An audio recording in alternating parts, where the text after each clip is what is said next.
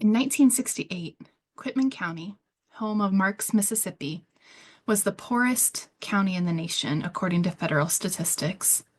After visiting there, Reverend Dr. Martin Luther King Jr. decided that the mule train that he and others with the SCLC were organizing to make its way to Washington, D.C. for the Poor People's Campaign would originate from Marks, Mississippi.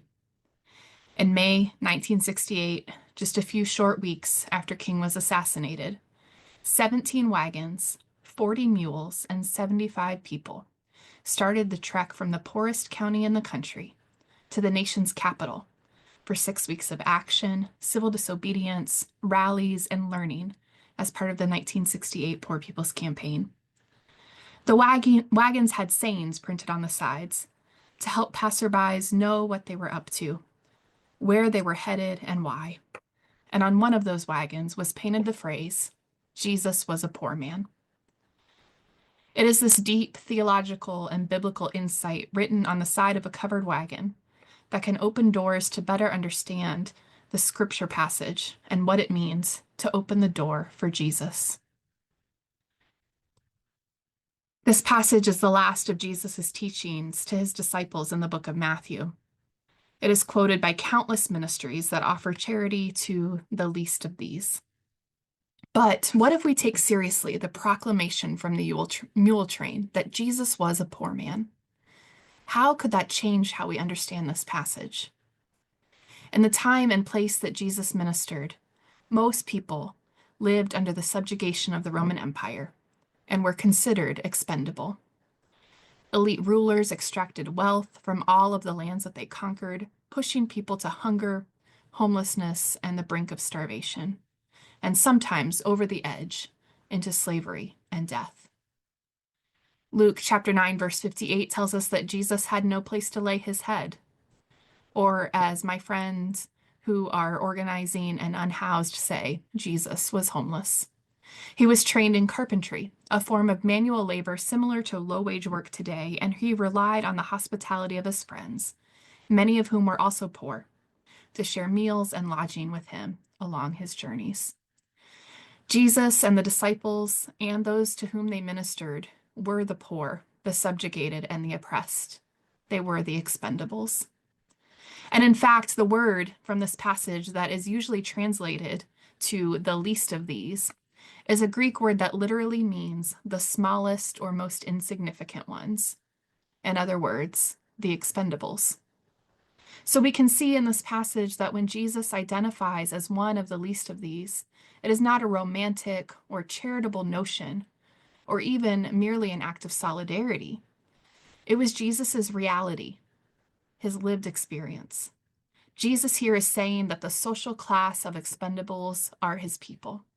The homeless, the poor, the incarcerated are all Jesus's friends, family, disciples, followers, and Jesus himself. This passage, then, is not one about charity. Instead, it is about structuring society and providing for the needs of all people. In fact, the passage begins with Jesus bringing in all the nations and separating the nations into the sheep and the goats. Not individuals, but nations. This passage is not about me or you giving to our local food pantry or serving at a soup kitchen, though surely those ministries which meet people's immediate survival needs are necessary and were part of Jesus's ministry as well.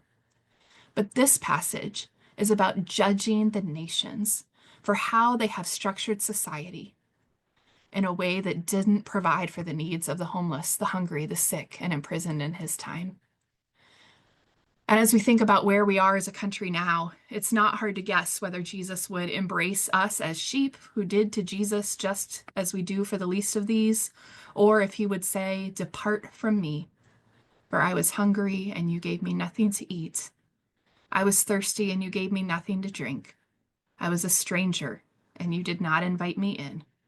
I needed clothes and you did not clothe me. I was sick and in prison and you did not look after me." And so the question for us this Lenten season is, what action will we take, not just to open the doors to others to feed and to clothe them, which are essential acts of solidarity and care and survival, But the question before us is also, how will we take action so that our nation is not set up just to serve the billionaires, but instead is structured to provide for the needs of the least of these, who are most of us? What walls need torn down? What doors need built for us to open the doors of our nation to the least of these, the expendables, and therefore to Jesus, the poor man himself?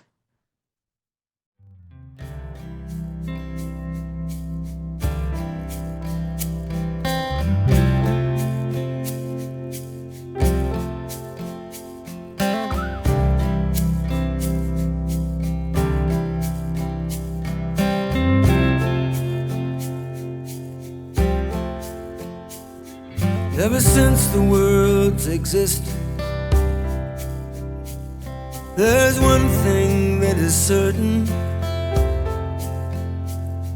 There are those who build walls and those who open doors. I bet this, my love, I'm thinking you are.